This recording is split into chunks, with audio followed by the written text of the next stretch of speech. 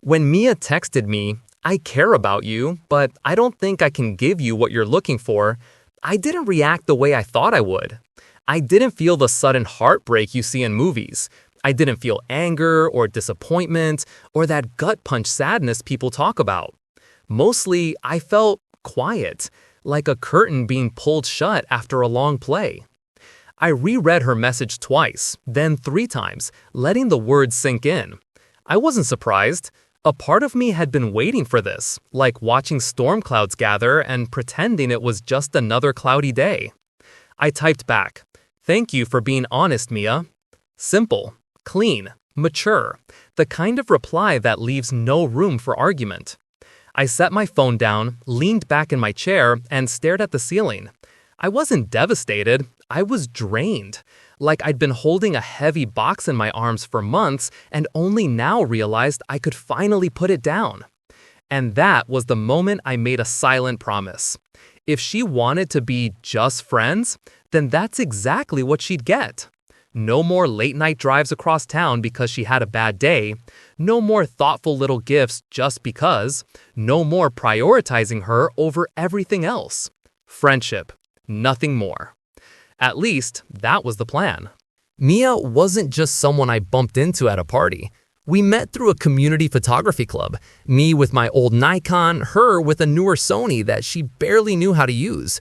I helped her fix her settings one afternoon, and somehow that turned into a year of moments I stupidly believed meant something. Back then, she felt magnetic, confident but kind, sharp but warm. She was the kind of person who laughed loudly and without embarrassment, who listened with her whole face, eyebrows and all. For me, feelings didn't arrive like lightning. They settled gradually. Little things, like the way she'd tuck her hair behind her ear when she was focused, or the way she'd say my name softer than everyone else's. 6 months of slow, intentional liking. 6 months of believing maybe she was noticing me the same way I noticed her. And maybe she did notice, or maybe she enjoyed being noticed. Sometimes I still don't know the difference. I never tried to buy her affection, but I did try to show up. I remembered the weird little things she mentioned, the way she always ordered peach tea, her favorite author, the fact that she hated walking home at night, so I'd always walk her. She called me her favorite person, leaned on my shoulder at movies, held my arm when she was cold. All those tiny gestures that convince you something real is happening when maybe it isn't. So when her text finally came, I realized I'd built a story in my head that only I was reading. The next morning, I didn't send her the usual good morning message. Didn't send memes, didn't check in, and surprisingly, the silence didn't feel empty. It felt like breathing again. I started giving her normal friend energy. Reply when I have time energy. She felt the shift almost immediately. "Everything okay? You're quieter than usual," she texted 3 days later at midnight. "Yeah, just been busy," I answered. True enough, I was busy trying to remember who I was before I centered my life around her. Then came the missed calls, more accidental voice call presses, the kind of moves people make when they don't want to admit they want attention. When we hung out with our group, I stayed balanced, friendly, but not orbiting her. I laughed with everyone, sat anywhere but beside her. She noticed every inch of distance like it burned. She started dropping hints. "I met this new guy at work. He's nice, but he doesn't really listen like you do. I miss our late night talks. You've changed." I didn't take the bait.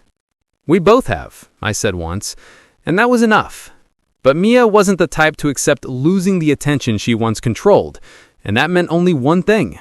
Eventually, she was going to push harder. It happened 2 weeks later. I was eating dinner when my phone buzzed with a notification. "Mia tagged you in a photo." My eyebrow raised immediately. We hadn't taken new pictures in months. When I tapped the notification, my stomach dropped. Not because I cared, but because I could instantly see what she was doing. It was a picture from a hiking trip last year. Just me and her in the frame. Everyone else conveniently cropped out. I was handing her my jacket, both of us smiling. The caption read, "Grateful for the people who make life lighter." Within minutes, comments started coming in. "You guys are adorable." "Back together? Took you two long enough." I didn't comment. Didn't like it, didn't play along. I simply messaged her. Please remove the tag, Mia. This gives people the wrong idea. She replied instantly. You're overreacting. It's just a throwback. No, I wrote back. It's misleading, and you know that. 10 minutes later, the tag was gone. Not the picture, just the tag. It told me everything. I muted her stories that night, for good. Time does strange things. It stretches when you're hurting, but it moves fast when you finally start taking care of yourself. In the following months, I got back into shape, picked up freelance photography again, started hanging out with people who didn't drain me. And somewhere along the way, I met someone new. Her name was Aria. She worked at a bookstore, and she was nothing like Mia. No games, no tests, no emotional tug-of-war. Just soft, steady effort. Mutual, equal. For the first time, loving someone didn't feel like trying to win. One afternoon, we took a picture together, just a casual one of us sitting on a bench outside her shop, laughing about something unimportant. I posted it with the caption, "Good days with good people." Nothing dramatic, just honest. 3 hours later, I got a call from an unknown number. I knew the voice immediately. Evan? Mia? You're with someone now? Her tone cracked, quiet, broken. Nothing like the confident, sunny version of her I once knew. Yeah, I said softly. I am. A long pause. Then she whispered, I think I messed up. I stayed silent, letting her speak. I didn't realize what I had until you stopped being there. You always cared. You always showed up. I didn't know how much that meant until it wasn't there anymore. I miss you. Us. Everything. It wasn't love in her voice. It was loss of control.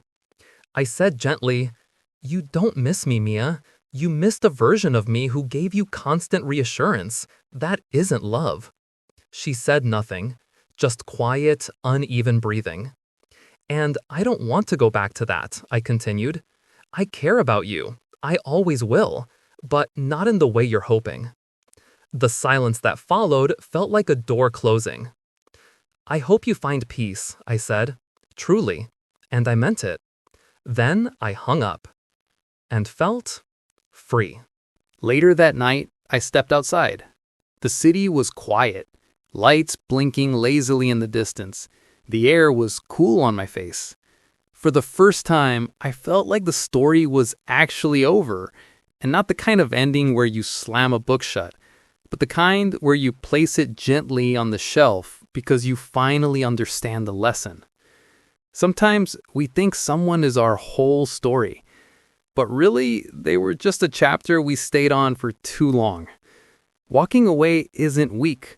Sometimes it's the only way to start living again. If you've been where I was, I hope this reminds you of one thing. Losing someone who couldn't choose you isn't a loss. It's freedom.